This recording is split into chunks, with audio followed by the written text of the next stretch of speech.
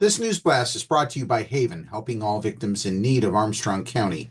They will be holding focus group discussions about domestic violence in rural parts of the county, and the schedule is available on the events page of the Pennsylvania Equality Project website, paequality.com. From the PEP Radio Newsroom, this is the news blast for the morning of March 14th, 2025.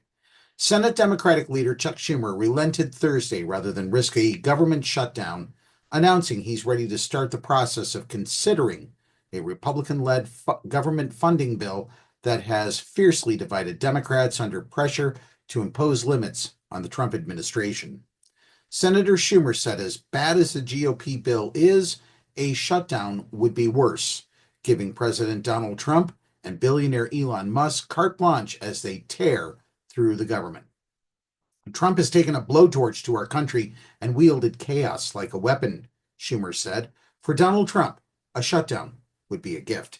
It would be the best distraction he could ask for from his awful agenda. The move by Schumer brings a possible resolution to what has been a days-long standoff. Senate Democrats have mounted a last-ditch protest over the package, which already passed the House. They want to stop the Trump administration's Department of Government Efficiency from taking a wrecking ball to long-established government agencies and purging thousands of federal workers from jobs. Although Trump offered Thursday to negotiate a deal, saying, "If they need me, I'm there 100%, the president nevertheless blamed Democrats for any potential disruption, saying during a White House meeting, "If it shuts down, it's not the Republicans' fault." Really, Pumpkin Fuhrer? Well, then whose fault is it? If the GOP has the control of the House, the Senate, the presidency, and DOJ, are you going to blame the Biden administration for your screw-ups? Senator Schumer said Republicans already had rejected a 30-day stopgap offer. And while Democrats were split over strategy, they worried about the further chaos they say Trump and Musk could cause if the government does shut down. Schumer told Democrats at a spirited closed-door lunch that he would be voting to proceed to the bill. His comments, first reported by the New York Times, were confirmed by two people with the matter who are familiar with it and granted anonymity to discuss it. People have strong views on both sides, said Senator Richard Blumenthal, the Democrat from Connecticut, who is opposed to the package.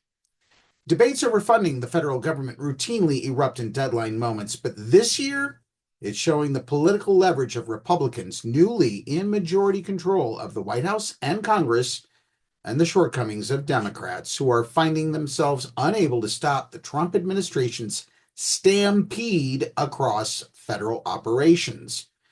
In a rare turn of events, House Republicans stuck together to pass their bill, with many conservatives cheering the DOJ cuts, leaving Democrats sidelined as they stood opposed. The House then left town, sending it to the Senate for final action. I'm in the camp of don't ever shut the government down, said Senator John Fetterman, the Democrat from Pennsylvania. In other words, Fetterman has less of a backbone than Schumer. Over the next 24 hours, Democrats face this choice: provide the votes needed to advance the package, which funds government operations through the end of September, or risk a shutdown when money expires at midnight on Friday. They'll cave, predicted Texas GOP Senator John Cornyn. Cornyn said the Democrats had been railing against Elon Musk and the Trump administration over reductions in force of the federal employees, and now they basically want to put all of them out of work by shutting the government down, he added. Well, I don't know how you reconcile those two positions. Whatever, old guy. You know what, Senator Cornyn, with all due respect, sit down and shut up. Democrats need to draw the line against Trump, even if it courts a federal shutdown. Representative Greg Casar, the Democrat from Texas, the chair of the Congressional Progressive Caucus, said on social media that the House GOP bill will supercharge Musk's theft from working people to pay for billionaire tax cuts. Senate Democrats must stop it. Both choices that we are being offered are full of despair, said Senator John Hickenlooper, the Democrat from Colorado. Democratic senators are assessing next steps as they prepare for voting. Now, once again, folks, egg prices have not dropped. Grocery prices are still rising. The wars in Israel and Ukraine are not resolved. The Dow Jones Industrial Average is tanking, as is the NASDAQ. But hey, at least if one legislator in Texas gets his way, K through 12 school students won't be allowed to poop in litter boxes on public school grounds. Yay! This really is what the GOP has become, and why Canada and our allies want nothing to do with us. Download the Live 365 app for more of this comic genius brought to you by the GOP. Up next, the weather forecast for the Meadville area here on PEP Radio.